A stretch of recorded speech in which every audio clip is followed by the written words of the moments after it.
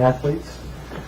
I'd like to turn it over to Pat Coates right now, who is going to lead us through the preliminary strings update.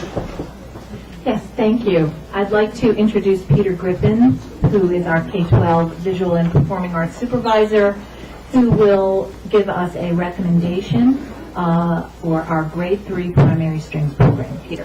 Thank you, Pat, and good evening, everyone. As you all know, this year we had our primary strings program in the third grade, where the students, all third graders in the district in all 4 schools, studied the violin once a week for 2 marking periods, a full semester. And then in the second half of the year, they were given the option, the parents and the students were given the option of whether or not they would like to continue with the third grade strings class or to remain behind with their classroom teacher to work on academic work.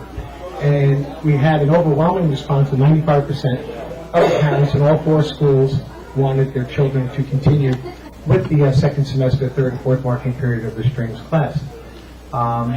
We were very enthusiastic, and it was actually overwhelming the response, the positive response to the class, which was developed last summer, 2008, with our curriculum development with our elementary instrumental teachers. So Pat Coates and myself sat down. We sat down with the elementary teachers too to assess where we were mid-year with the class, to talk about the overwhelming response, the positive response of the students, parents wishing the students to continue.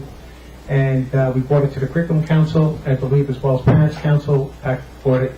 And it was a collaborative decision where, for next year, moving on 2009-2010, we would like to recommend that the course be offered full year, all third graders, mandatory taking the strings class once a week, in addition to their general music class once a week. There won't be any need for any further curriculum revision or development because when the curriculum was written last summer, it was with a full year in mind, and simply we would just continue with the curriculum, but having all the students there versus having maybe a select few who chose not to continue. We'd be happy to answer any questions. What about the first grade and second grade? Have we reviewed those plans? And I had some questions about first grade, obviously, the curriculum with the bow and when that's introduced and for what period of time and everything. Sure. First and second grade, the plan is to continue the 6 to 8 week unit that is infused in their general music class lesson.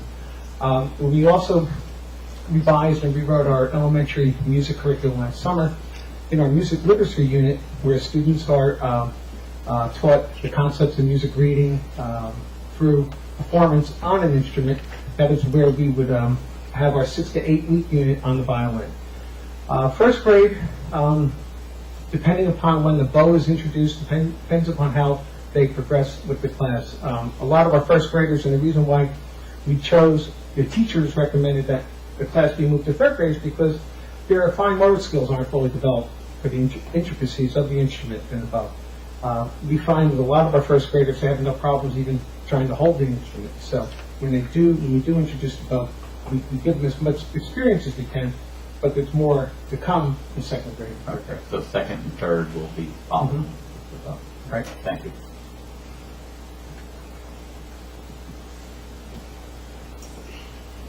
Thank you, Peter. Okay, thank you.